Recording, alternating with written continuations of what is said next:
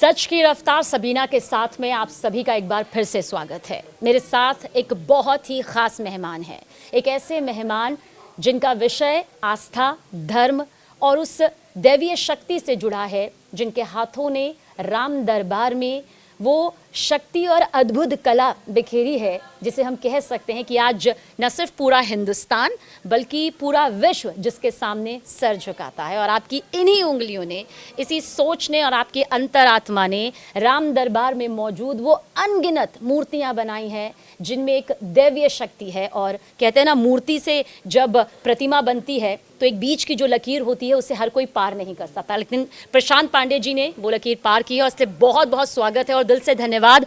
आपने हमारे देश को ही नहीं, संपूर्ण विश्व को रामलला दी, राम दरबार दिया।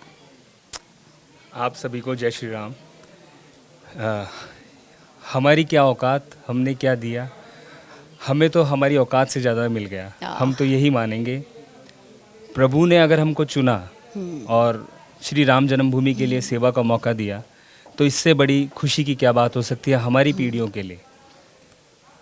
प्रशांत जी, जब हम राम दरबार के अंदर जाते हैं, एक भक्त जब राम दरबार में जाता है तो कई द्वार सामने आते हैं, कई अनगिनत वो प्रतिमाएं सामने आती हैं, जिसमें हमने देखा कि विवाह पंचमी के शुभ अवसर पर खुद प्रधानमंत्री नरेंद्र मोदी ने भी माथा टेका, आशीर्वाद लिया। उसके बारे में कुछ बताएंगे आप?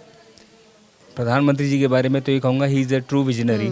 जिस सोच से उन्होंने और पूरे सनातनियों के लिए पूरा अपना संघर्ष किया और आज हम राम मंदिर के रूप में देख रहे हैं, तो इससे बड़ा हमारे लिए कोई संसर्ग हो नहीं सकता। अब मैं शुरू करूं कि आप जब राम मंदिर में स्टेप्स में चढ़ते हैं तो आपको गजद्वार, जो दो हाथी आपको दिखेंगे, सिंह द्वार, जो दो शेर दिखेंगे स्टेप्स में, फिर एक साइड हनुमान जी, जो हनुमान द्वार, और गरुड़ द्वार, वो भी हमने जयपुर में पांडे मूर्ति भंडार नहीं बनाए, वो सैंडस्टोन में बने हुए हैं 6-6 फीट के। फिर आप एंटर होंगे, जैसे मोदी जी अंदर जा रहे तो ऊपर एंटर होंगे तो जब मंदिर में, तो वहाँ गणेश पोल में, जिसे हम गणेश जी की मूर्ति कहते हैं, वहाँ गणेश पोल में गणेश जी हैं छोटे से श्वेत संगमरमर के, वो भी हमने बनाए। जब आप ग्राउंड फ्लोर में जाएँ तो लेफ्ट और राइट में कोली गोख में हनुमान जी और गणेश जी आशीर्वाद देते हुए सीटेड बैठे हुए हैं, वो भी प्रतिमा हमने बनाई। जय विजय जो नीचे गर्भगृह में लेफ्ट राइट में बनाए। हम 3 मूर्तिकारों में से हैं जो रामलला बनाए, हमने श्वेत बनाए थे। हाँ जी। फिर आप जैसे ही ऊपर चढ़ेंगे फर्स्ट फ्लोर पे, तो वहाँ राम दरबार के गर्भगृह में बाहर द्वारपाल हैं लेफ्ट एंड राइट में, वो पैनल में बने हुए हैं, वो प्रभु के द्वारपाल हैं।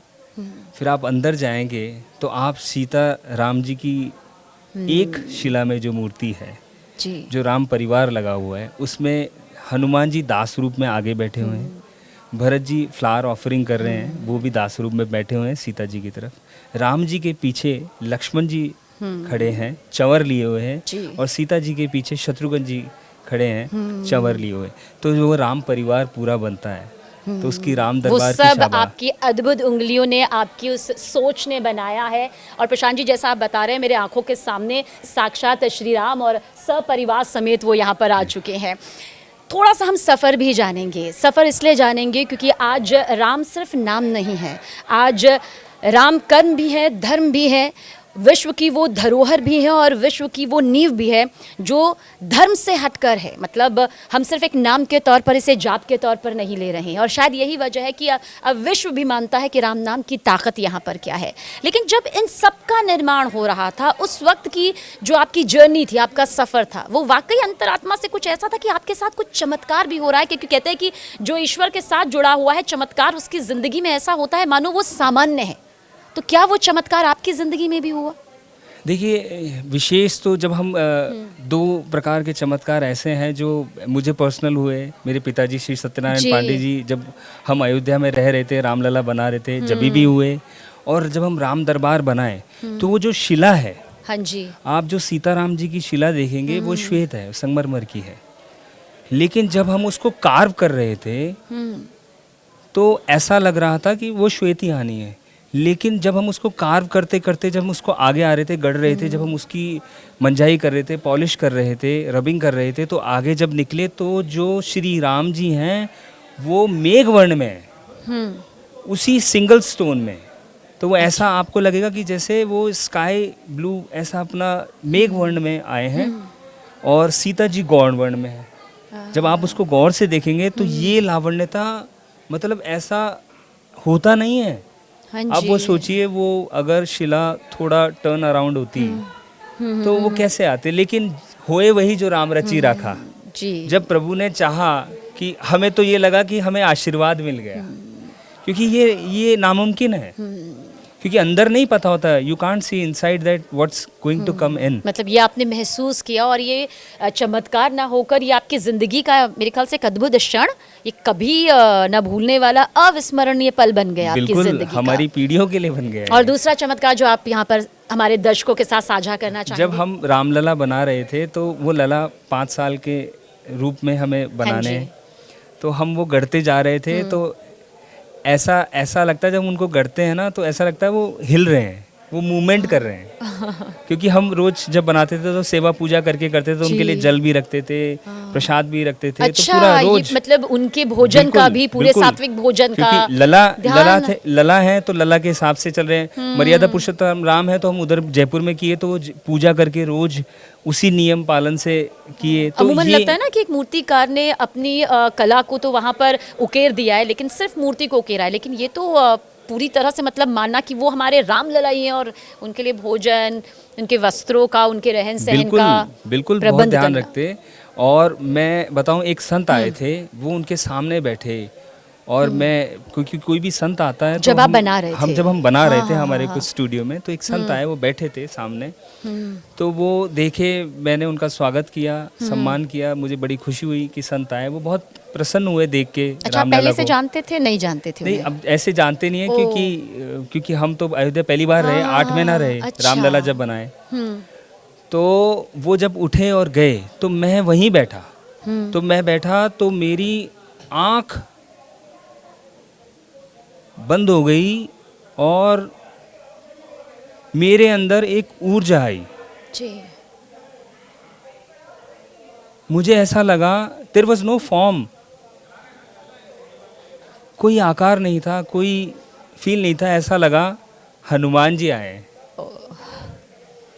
तो वो मैं पल अभी भी फील करता हूँ, तो ऐसा लगता है। मैं खुद महसूस कर सकती हूँ, क्योंकि मेरा धर्म, आस्था, इन सब पर बहुत अटूट विश्वास है, और मुझे लगता है धर्म और विश्वास और अंधविश्वास की जो बीच की लकीर होती है वो बहुत बारीक होती है, लेकिन अगर उसे समझा जाए तो यही महसूस किया जा सकता है। हम जो प्रभु बनाते हैं, किसी के भी हृदय के लिए ये सोचते हैं कि उनके हृदय में भगवान कैसे हैं, तो हमें उनके भाव पढ़ने होते हैं। तो आपको महसूस हुआ कि मतलब वो साक्षात राम भक्त हनुमान है? हाँ, मेरे को ऐसा फील हुआ कि हनुमान जी आए हैं। मेरे पिताजी श्री सत्यनारायण पांडे जब वो काम कर रहे थे, तो उनको, वो तो सोते नहीं थे रात को, वो यही सपने में सोचते रहते थे, मैं कैसे भगवान को बनाऊं, कैसे और कोमल बनाऊं, कैसे और निर्मल बनाऊं। हम इसी भाव में रहे कि कैसे इनको प्राकट्य रूप में लाएं। तो प्रभु एकदम बस जो भी दर्शन करे, वो हमने प्रयास किया। राम दरबार बनाए, अब वो मर्यादा पुरुषोत्तम राम हैं, वो लंका जीत के आए हैं, लंका का उद्धार करके आ रहे हैं। अब उनका शौर्य देखने में बन रहा है। हाँ जी। तो वो धनुष लिए हुए हैं, तीर उनके तुनीर है, क्या शौर्य बनता है देखते ही। सीता माँ का एक करुणामय भाव है। तो जब हम उनको देखते हैं, एक परिवार को देखते हैं कि वो वापस आए हैं 14 वर्ष का वनवास काट के, तो आप जब राम दरबार के सामने जाएं और आपके आंखों से आंसू आए, तो हमें लगता है कि हमारा काम वहाँ पूर्ण हो गया। जी। और ऐसा जब हम गए, जब अयोध्या गए, जब राम जन्मभूमि में कदम रखा, और ये महसूस हुआ है, सबको हुआ है, हमारी पूरी टीम को महसूस हुआ है, और हम बहुत खुश थे क्योंकि रामलला ने जो फूलों की माला पहनी हुई थी वो हमारे पास आई, और वहाँ पर जब हमने आरती की तो ऐसा लगा कि मतलब जीवन जो है वो सफल हो गया। पाप पुण्य तो एक अलग एक रेखा है उसकी, मगर जीवन का सफल होना मेरे ख्याल से अपने आप में एक भाव ही हमें यहाँ पर बहुत कुछ दे गया। लेकिन आपको लगता है जहाँ एक तरफ राम दरबार का निर्माण, आप, आपके पिताजी, पूरी टीम, आप लोग कर रहे थे और इसमें लगे हुए थे दिन रात। मतलब आपने प्रभु के तो खान पान का और उनके भोजन का ध्यान रखा, लेकिन मुझे लगता है इस बीच शायद ही अपना ध्यान उस हिसाब से रख पाए हो। लेकिन एक तरफ चल रही थी सियासत, हालांकि उससे मैं जानती हूँ कि आपका किसी तरह से दूर दूर का कनेक्शन नहीं है, क्योंकि जहाँ धर्म होता है वहाँ राजनीति नहीं होनी चाहिए। लेकिन आज सच यही है कि दोनों एक दूसरे के समानांतर ही चल रही है। कभी लगा इन सब बयानों को सुनकर कि किस पर आप राजनीति कर रहे हैं? मतलब क्यों कर रहे हैं उस राम नाम पर, उस प्रभु श्री राम पर, जो हमारा आधार नहीं है, जो हैं तो ये विश्व है। हाँ, इस विषय पे तो मैं इतना बोल नहीं पाऊंगा, क्योंकि हम तो लीन रहे कला में और प्रभु भक्ति में, तो हम तो उसका आनंद में रमे रहे। हाँ। पर जो चैप्टर, जो सप्तऋषि जो हमने बनाए, ऋषि वाल्मीकि, ऋषि वशिष्ठ, ऋषि विश्वामित्र, अहिल्या माँ, सबरी माँ, निषाद राज, ये सिखाता है, ये बताता है जात पात से ऊपर उठ के कि सबरी माँ ने झूठे भेर मीठे ढूंढ ढूंढ के जो इंतज़ार कर रही है अपने पूरे जीवन में कि प्रभु आएंगे, मेरे राम आएंगे, मुझे दर्शन देंगे। अहिल्या माँ जो उनकी जो शिला पे उनको अंगूठा लगा के उद्धार किया राम जी ने, और वो प्रकट हुए, उसमें से निकले। अपने निषाद राज जो मित्रता का प्रतीक है, जो केवट अपनी पूरे जीवन निषाद राज ने ऐसे लगाया कि बस प्रभु की मैं सेवा में तत्पर रहूं। मतलब आपको लगता है कि जो लोग इस तरह की बयानबाजी करते हैं उन्हें सबसे पहले ये महासंदेश समझ लेना चाहिए? बिल्कुल। क्योंकि प्रशांत जी, बहुत से ऐसे बयान सामने आए, किसी पार्टी का नाम नहीं लूंगी, लेकिन ये बयान सामने यहाँ पर आए कि राम मंदिर का क्यों निर्माण हो रहा है? भाई इसके जगह आप अस्पताल बनाओ, इसके जगह आप स्कूल बनाओ, इसके जगह आप वृद्धाश्रम बनाओ। तो जब इस तरह के बयान, या मैं कहूँ, मैं ये आपसे सवाल पूछती हूँ, तो फिर आपका जवाब क्या होगा? ये बिल्कुल गलत जवाब है। ऐसा जवाब होना ही ऐसा गलत सवाल है। मैं चाहूँगा ही नहीं कि ऐसा कभी कुछ हो, क्योंकि वो राम जन्मभूमि है, वहाँ राम का जन्म हुआ है, वो हमारी धरोहर है, हमारा आदर्श है, हमारा संस्कार है। हमारा एजुकेशन सिस्टम, हमें वेद पढ़ाते, हमें उपनिषद पढ़ाते, हमारा संस्कार जो है, हमारे आश्रम व्यवस्था, गुरुकुलम सिस्टम होता, जो हमारे पास तो वैसे ही संपूर्ण सब कुछ है। इन राजनीतियों से और इन सोचने से तो वैसे ही हम बहुत ऊपर हैं, क्योंकि हमें हृदय से साफ होना सिखाया गया है हमारे धर्म में, कि हम कितने सरल हो। राम के जीवन से हमने यही सीखा कि क्या त्याग है। ये क्या है राजनीति इसमें? राम जी के नाम पे क्या राजनीति? और राम जन्मभूमि पे अगर राम मंदिर नहीं बनेगा तो कहाँ बनेगा? और क्या आपको लगता है कि राम जन्मभूमि को, रामलला का दर्शन करने जब जाया जाता है, तो इसे पर्यटन के लिहाज से ही नहीं देखा जाना चाहिए? मतलब ये तो पर्यटन तो इसका एक बहुत छोटा सा हिस्सा, मतलब कण मात्र हिस्सा होगा, बल्कि जिन दरबार में द्वार का और जिन प्रतिमाओं का निर्माण आपने पूरी निष्ठा के साथ, ईमानदारी के साथ, तत्परता के साथ आपने, आपके पिताजी ने, आपकी पूरी टीम ने किया, वो इसलिए किया क्योंकि विश्व को एक संदेश पहुंच रहा था, और विश्व ने ये संदेश यहाँ पर देखा है, जाना है। बिल्कुल। और हम हमारे ही घर में नहीं जाएंगे तो कहाँ जाएंगे? हमारे लिए तो हमारा घर ही राम है। हमारा तो सब कुछ ही राम है। अगर वही हमारे लिए नहीं, तो फिर हमारा जीवन क्या है? तो जो बनना है, जो जहाँ बने, लेकिन राम का मंदिर तो यहीं बनना था और यहीं बना है और यहीं रहेगा। जी, तो ये एक सबसे बड़ी बात आपने कही है। ठीक है, हम कभी कभी कुछ सवालों से थोड़ा सा इसलिए बच जाते हैं क्योंकि हम जानते हैं कि धर्म सबसे जुड़ा हुआ एक विषय है, ये बहुत संवेदनशील विषय है। लेकिन कई बार हम देखते हैं कि आतंकियों के निशाने पर राम मंदिर भी है, क्योंकि वो जानते हैं कि राम मंदिर में किस तरह से भक्तों का सैलाब उमड़ता है, किस तरह से भारत की जान बसती है राम भूमि में, राम नगरी अयोध्या में।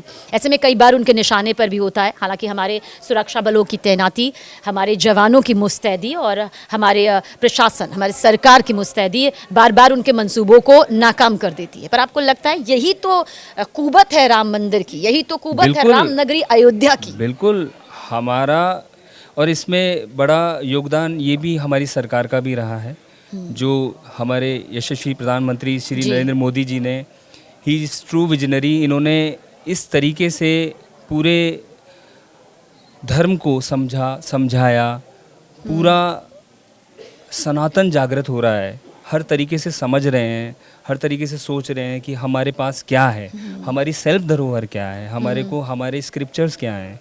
तो लोग जो नए नई जनरेशन है, दो I have also studied from France in sculptures, but हमारे पास ऑलरेडी सब कुछ था।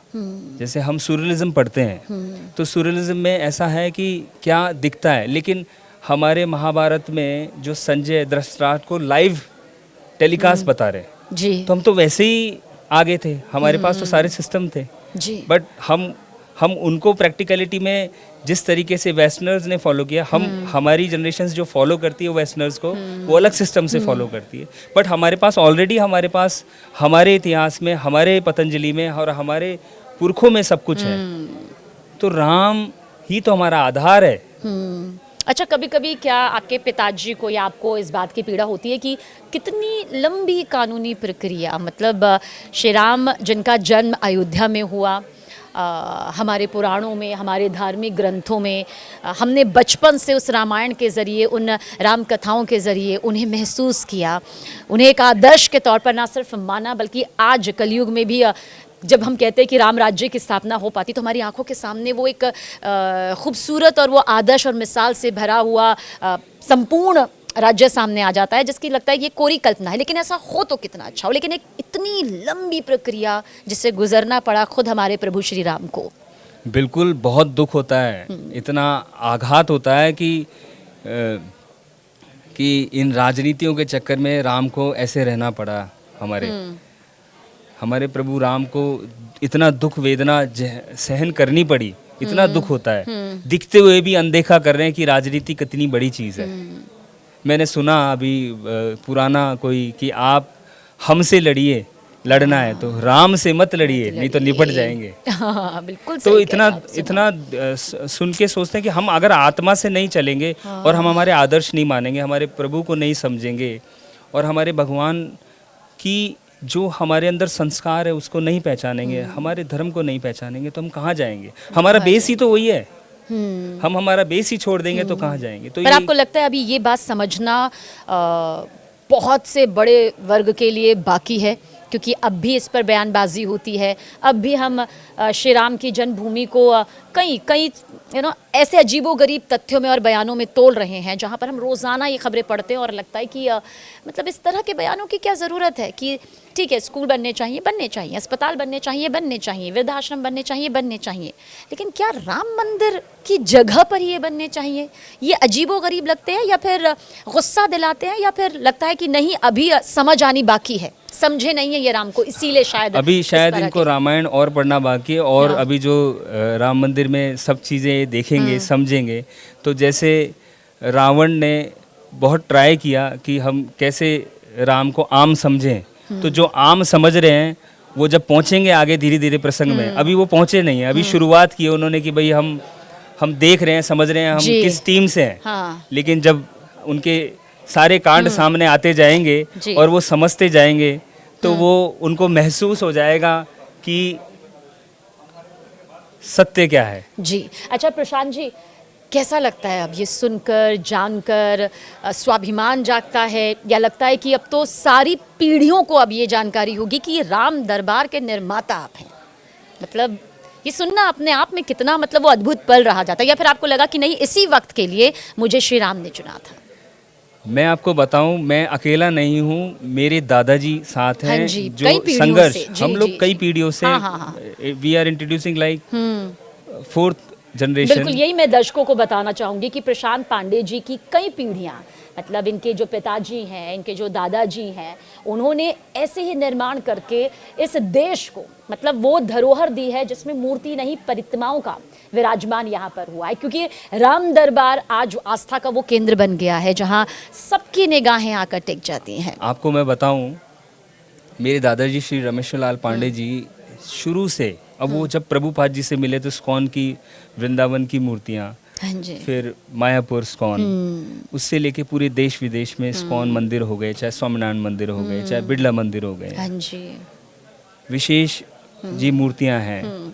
फिर मेरे पिताजी श्री सत्यनारायण पांडे, मेरे चाचा जी पुष्पेंद्र पांडे, मेरे बड़े भाई पुनीत पांडे, मैं और मेरा छोटा भाई प्रसून, हम सब इसी सेवा में, इसी भाव से लगे हुए हैं कि हम कैसे सबके भाव में जो भगवान है उसको हम कैसे प्रकट करें। मैं तो ये सोच रही हूँ कि आपके परिवार का वो माहौल कितना ज़्यादा अदम्य, कितना ज़्यादा अद्भुत, कितना ज़्यादा प्रभावशाली होता होगा, जहाँ पर सुबह से लेकर शाम तक और फिर रात होती है और फिर एक अगली सुबह आती है और राम नाम के बारे में ही मतलब जिक्र होता है। बिल्कुल, वही आनंद तो हमारा हर एक, जैसे ही राम जी का काज मिला हमको, तो 3 साल से एक हमारे पूरे परिवार में 17 लोग हैं, तो दादाजी से लेके एक छोटा बच्चा जो 3 साल का है, मेरे जी, छोटे जी। भाई का बेटा, सब में लय है।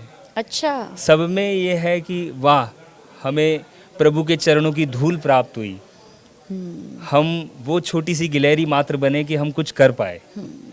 जबकि प्रशांत पांडे जी, सच है ये कि आपने राम दरबार का निर्माण किया है, आपने, आपके परिवार ने, उन पीढ़ियों ने जिसने सिर्फ प्रभु के ही बारे में सोचा, ना सिर्फ सोचा बल्कि उसके निर्माण में अपनी जितनी ताकत लगाई जा सकती थी, जितनी क्षमता लगाई जा सकती थी, आपने किया है। फिर भी आप उस गिलहरी का जिक्र कर रहे हैं, इसकी भी अपनी एक कथा है। पर सच ये है कि आप इस पूरे देश के लिए, अगर अयोध्या में श्री राम लला की मूर्ति का विराजमान होना हम सबके लिए न सिर्फ एक मिसाल है बल्कि हमारे अंदर की भावना को जागृत करता है, तो आप इस देश के लिए एक मिसाल है, इसमें कोई शक नहीं है, इसमें कोई दो राय नहीं है, चाहे वो किसी भी धर्म का हो, किसी भी जाति का हो। और यही मैं आपको प्रणाम करती हूँ, क्योंकि ये सोच भी आज के वक्त में लाना, जहाँ पर आज रील की दुनिया चल रही है, जहाँ पर आज शायद आगे भागती दौड़ती ज़िंदगी है, उसमें प्रभु के लिए वक्त निकालना, ये तो है। आप जैसे राम मंदिर में जाएंगे, मैं और बता दूं, आप जब परकोटे में दर्शन करेंगे, हाँ जी, परकोटे तो आप में एंटर होते ही लेफ्ट में देंगे तो गणपति जी की मूर्ति है, फिर आप आगे चलेंगे तो हनुमान जी की मूर्ति है परकोटे में, फिर आप आगे चलेंगे तो सूर्य भगवान है, फिर आप राइट में लेंगे तो आप माँ भगवती दुर्गा माँ की मूर्ति है, फिर अन्नपूर्णा माता की मूर्ति है, जो अभी मोदी जी ने जो विवाह पंचमी में भी सब जगह पूजा की। तो हमने ऑलमोस्ट मतलब करीब 30 एक मूर्तियाँ बनाई जो सुशोभित हैं राम जन्मभूमि के लिए, और हम कृतज्ञ हैं कि हम कुछ कर पाए।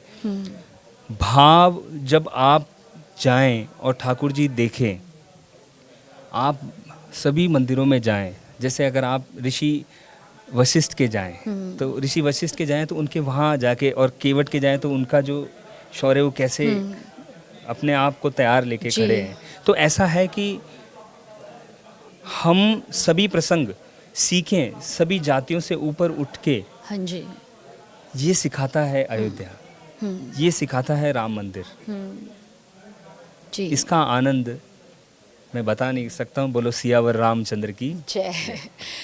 प्रशांत पांडे जी, जब पूरी तरह से राम दरबार तैयार हो गया और आपने देखा, आपके पिताजी ने देखा, आपके परिवार के सदस्यों ने देखा, जिन जिन की अपनी भूमिका रही, तो आपका क्या अनुभव रहा? मतलब आपको लगा क्या वाकई हमारी जो सालों की मेहनत थी, बरसों की मेहनत थी, आज वो पूरी हो गई, या फिर आंखों में विश्वास ही नहीं हुआ कि इतना अद्भुत ये क्या वाकई बनाया गया हमारे ज़रिए?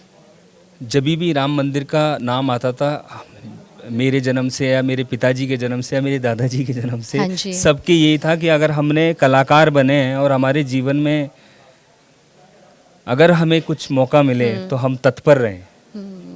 जब ये भावना थी कि हम अपना जीव लगा दें, जीवन लगा दें, जी, हम सब कुछ अपना न्यौछावर कर दें, अगर इस जन्मभूमि के लिए अगर हम कुछ तिनके भर भी काम आए, जी, एज एन कलाकार, एज एन आर्टिस्ट, और हमें जब मौका मिला तो वो जो लहर, वो जो आभा, वो जो खुशी, हमें ऐसा लगा कि हमारे को सबसे बड़ा हमारा आशीर्वाद मिल गया हमारे परिवार को। जी, वो ऐसी अनुभूति है जो हृदय जब देखती है, हृदय की आंखें जब देखती है, तो आंखें जो देखती है वो कुछ भी नहीं रहती। जी, ऐसी भावना आती है हमारे परिवार। मैं जानती हूँ कि हम सियासत से जुड़े सवाल आपसे ज़रूर पूछ रहे हैं, लेकिन आपके जवाब जाहिर सी बात है आप अपने हिसाब से दे रहे हैं, और बिल्कुल आपने बहुत ही बुलंद आवाज़ में कहा कि राम जन्मभूमि में श्री राम की प्रतिमा का विराजमान नहीं होगा, रामलला का विराजमान नहीं होगा, तो और कहाँ होगा। लेकिन एक हाल ही का बयान सामने आया था, टीएमसी के विधायक हैं हुमायूं कबीर नाम है, अब तो टीएमसी ने उन्हें सस्पेंड कर दिया है, ममता बनर्जी ने। लेकिन आप जानते हैं उनका बयान क्या सामने आया? उन्होंने कहा बाबरी मस्जिद बनेगी अब, और तारीख भी उन्होंने तय कर दी। मतलब इससे ज़्यादा सांप्रदायिक सौहार्द बिगाड़ने वाला बयान और कोई नहीं हो सकता। वो भड़काऊ बयान, क्योंकि राम मंदिर तक भी पहुंचने के लिए हमने जो जंग लड़ी, इस देश ने जो जंग लड़ी, वो कानूनी प्रक्रिया के तहत लड़ी, संवैधानिक तौर पर लड़ी। आपको लगता है इस तरह की बयानबाजी, चाहे वो राम भक्त हो या फिर किसी और का भक्त हो या फिर वो किसी भी धर्म को मानता हो, वो माहौल बिगाड़ देता है? मतलब आप बाबरी मस्जिद का जिक्र कर रहे हैं और कंपैरिजन अगर हो रहा है श्री राम से, ये हमारा सबसे बड़ा दुर्भाग्य है कि हमारे देश में फ्रीडम ऑफ एक्सप्रेशन जो है वो सारा लागू है। जो भी हनन करना है वो इस धर्म पे करो। जो हिंदू धर्म के लिए कोई भी कुछ भी बोल सकता है जी। आज किसी के लिए, कोई दूसरे धर्म के लिए कोई कुछ बोले तो उसको क्या आघात होती है। ये ही तो समझना है, यही तो राम सिखाना है कि ये रामायण पढ़ें, ये अयोध्या धाम आए और इनके संघर्ष देखें जो मर्यादा पुरुषोत्तम राम के, और ऐसे मूर्खता भरे बयान से बचें कि इससे कितना भारी नुकसान हो सकता है और कितना होगा। भारी नुकसान हो सकता है। ऐसा कभी भी किसी को नहीं बोलना चाहिए, ना करना चाहिए। पहले समझना चाहिए, सोचना चाहिए। ऐसी गलती नहीं करनी चाहिए जो रचित रामायण में भी है कि जो रावण को भी कितना समझाया, चाहे कुंभकर्ण ने समझाया, जी। चाहे उनके परिवार वालों ने समझाया, लेकिन नहीं समझे। और उनके कई जो थे वो भी ट्राई किए कि हम ऐसे कर लें, वैसे कर लें।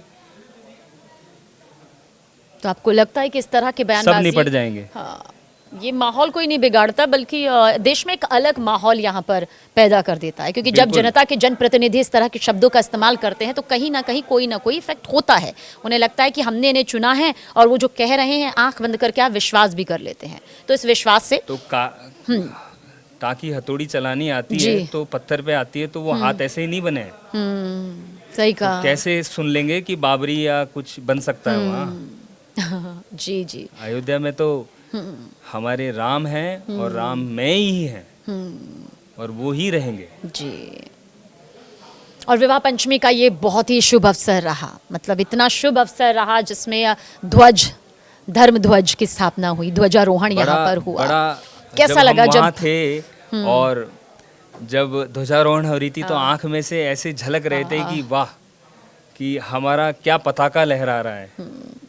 संपूर्ण हो गया सब कुछ। हमारा जो धरती है वो अब अजय है कि ये पताका लहरा रहा है यहाँ पे। तो बड़ी बड़ी आत्मा खुशी हुई। और इसमें आपकी भूमिका, मतलब सबसे बड़ी बात होती है जब हमारी खुद की भूमिका भी उसमें हो। जैसे कहते हैं ना कि हम किसी तस्वीर को देखते हैं, अगर वो तस्वीर खूबसूरत है तो हम सिर्फ तारीफ कर सकते हैं, लेकिन अगर वो तस्वीर बनाने में या उसमें वो जान डालने में हमारी भूमिका है तो फिर तो मतलब ऐसा लगता है कि मैं देखा वहाँ कितना संघर्ष करते हैं। श्री चंपत राय जी हैं, हाँ जी, उन्होंने अपना मतलब पूरा जीवन लगा दिया और रात दिन कितना लगे रहते हैं। अभी निपेंद्र मिश्रा जी जिन्होंने पूरा कंस्ट्रक्शन संभाला है, ये इतना लगे रहे हैं दिन रात। हमको एज एन ये सीखने को भी मिला कि किस तरीके से इतना बड़ा प्रोजेक्ट इन्होंने कितने स्मूथली हैंडल किया और बहुत दिन रात मेहनत की। श्री चंपत राय जी तो अपना जीवन ही लगा दिए पूरे संघर्ष में। और कितनी ही पीढ़ियाँ, कितने ही लोग, इतने सालों का, इतने 100 सालों का संघर्ष चला है, कितने लोगों ने अपना जीवन दिया है, बलिदान दिया है उसके लिए। तो देखते ही बनता है अयोध्या। प्रशांत जी, तो लेकिन जैसे कई धर्माचार्य हैं, चाहे धीरेन्द्र शास्त्री जी हों, चाहे आचार्य जगतगुरु रामभद्राचार्य जी हों, कहते हैं कि अभी हमें और एकजुट होने की ज़रूरत है, हिंदू राष्ट्र की ज़रूरत है, सबको एकजुटता के साथ आगे बढ़ने की ज़रूरत है। तो क्या हम वाकई बिखरे हुए हैं? नहीं, ऐसा नहीं है बिखरे हुए हैं। सब साथ ही हैं। सबके मत अलग हो सकते हैं, लेकिन अल्टीमेट जो मेन स्ट्रीम है वो तो वही है। मतलब आपको लगता है किसी तरह का बिखराव नहीं है, बस मत अलग हो सकते हैं, मत अलग हैं, मन तो एक ही है। तभी तो राम मंदिर का निर्माण भी बिल्कुल हुआ। है। हमने एक लंबी तो कानूनी लड़ाई लड़ी। हम यही समझेंगे, सब अपना सहयोग लगा रहे हैं, सब अंदर से वही जाप माला कर रहे हैं कि बड़े भव्यता से हो, और वो हुआ है। जी। अच्छा, जब राम दरबार का पूरा निर्माण कर रहे थे, द्वार का निर्माण कर रहे थे, इस दौरान इन सालों में बहुत कुछ हुआ। हमने काशी का मुद्दा देखा, ज्ञानव्यापी का मुद्दा देखा, श्री कृष्ण जन्मभूमि को लेकर अब भी एक प्रोसेस जो है वो आगे बढ़ रहा है। लेकिन राम मंदिर जिस तरह से जब ये खबर आई, जब हमने उसे टीवी पर पढ़ा, उसके बाद एक एक ईंट जब रखी गई, उसके बाद जब इसका पूरा शिलान्यास हुआ, उद्घाटन हुआ, वो बड़ी तस्वीर आई। लेकिन जो बाकी धार्मिक स्थल है, अभी आपको लगता है कि उन पर भी एक बहुत बड़े फैसले का सामने आना बाकी है?